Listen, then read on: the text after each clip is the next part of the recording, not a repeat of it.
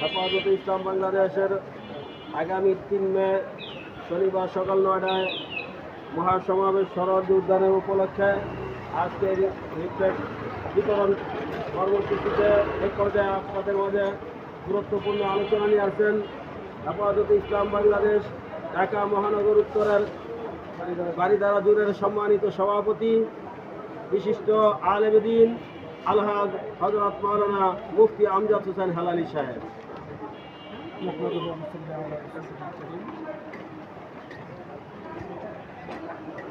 সম্মানিত আজকে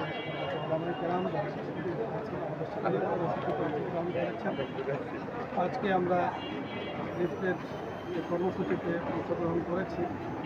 আমাদের মনের একটা দাবি, ইমানের দাবি, যে আজকে যে 5টি কর্মসূচি নিয়ে 3 মে শনিবার সকাল 9টায় কর্মসূচি ঘোষণা করেছে, তার মধ্যে যেন সর্বস্তরের মুসলিম ভাইয়েরা অংশগ্রহণ করেন। এই জন্যই আমাদের আজকের এই আয়োজন।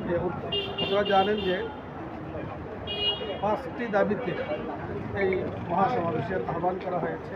বেশিরভাগের আমলে দায়েরকৃত মিথ্যা মামলা প্রত্যাহার, গণহত্যার বিচার, বহুত্ববাদের পরিবর্তে সংবিধানে আল্লাহর উপরে আস্থা ও বিশ্বাস পুনর্বহাল, নারী বিষয়ক সংস্কার কমিশনের প্রতিবেদন ও সংশোধন, ভারতের মুসলমানদের নিরাপত্তা নিশ্চিতকরণে উদ্যোগ ও অক্ষ আইন বাতিল, ফিলিস্তিন দখলদার মুক্ত করার উদ্যোগ গ্রহণ করা। এই দাবিগুলো শুধুমাত্র আমাদের নয়, সকল হচ্ছে।